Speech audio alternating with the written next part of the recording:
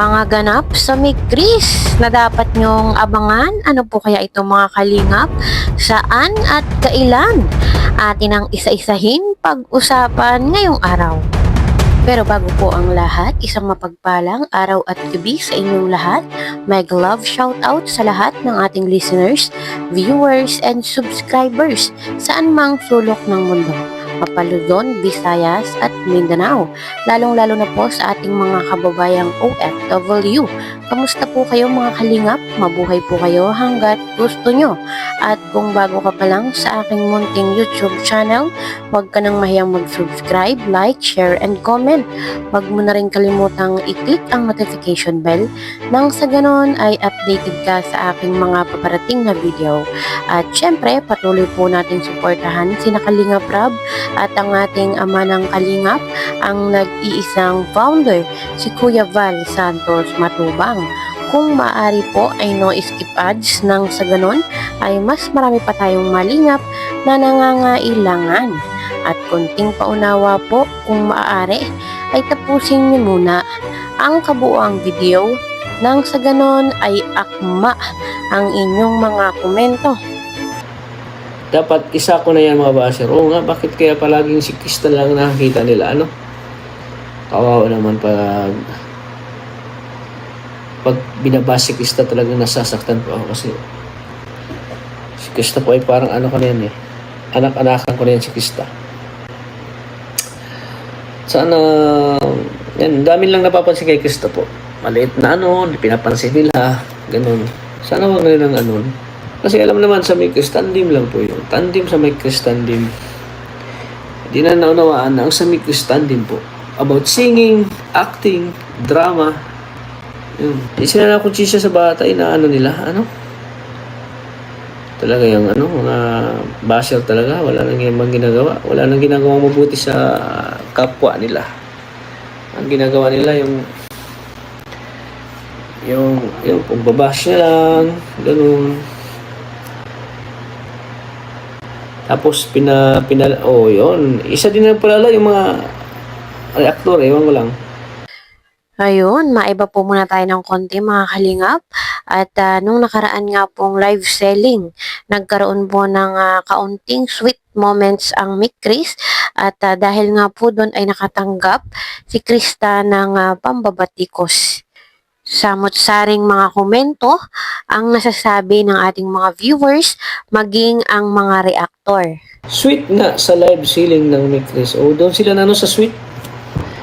Doon sila nasakta na sa sweet. Yung may sweet kasing eksena doon na sa live selling. Kaya parang sila.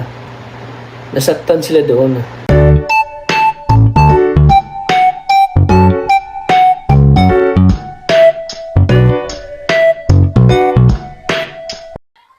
Ayun, napanood naman po natin mga kalingap at napahawak nga po itong si Krista doon sa pisngi ni Kalingap Mikoy. So para po sa akin ay wala akong nakikitang mali na dapat ikabash ni Krista.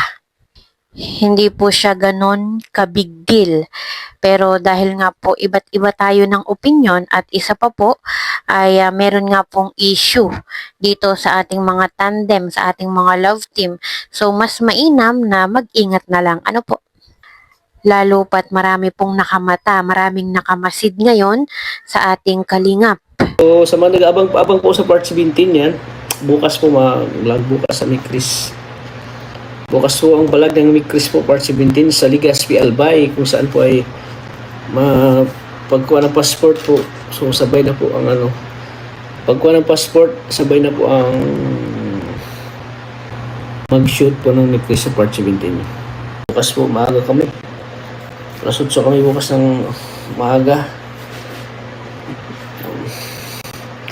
Alas 4 kami bukas. Alas 8 bukas kami maaga mag-alis. So, ayan, bukas po yung shoot ng Migris siguro sa Albay po. Ayun, malinaw po nating narinig mga kalingap na ngayon nga daw po ay kumukuha ng passport ang Migris at nagpunta po sila ngayon ng Albay. Kumuha po sila ng passport, ibig sabihin ay meron po silang out of the country. So, saan po kaya ito mga kalingap? Ituloy po natin. Ay, siyempre ang Ragel po, kasama po bukas ang Ragel. Yan, ang Ragel po kasama. Sana mag-shoot din yung Ragel bukas sa Albay.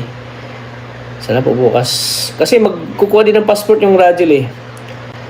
Kasi ang Mikris at Ragel magkasama po yun sa Hong Kong.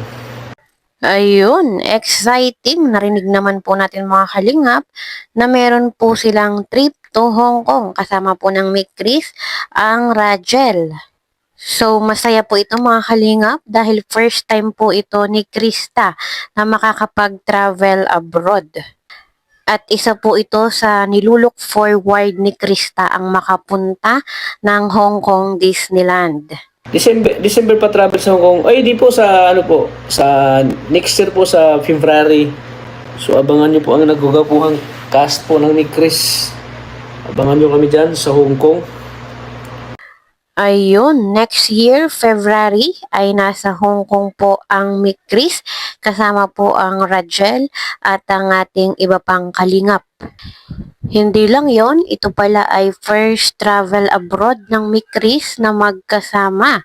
So, dapat po talaga natin itong abangan mga kalingap at panigurado ako na marami po dyan ang nag-aabang ng mga kamikris natin dyan sa Hong Kong. August pa lang po ngayon at February pa yung kanilang flight. So, ibig sabihin ay meron pang 6 na buwan. Kalahating taon din po yung ating iintayin. Solid po talaga mga kalingap pag ikaw ay nasa loob ng kalingap. Kitang-kita naman po natin sa ating mga kalingap angels. At ito pong mga ito ay wala po talagang kakayahan o wala pong sapat na financial para makagala o makapag-travel lalo na po sa mga ganitong pagkakataon na abroad pa yung pupuntahan. After niyo po magkuha ng passport, saan po ba kayo pupunta? Baka doon sa ano po sa Mayon Volcano. Baka sa Mayon Volcano po kami pupunta.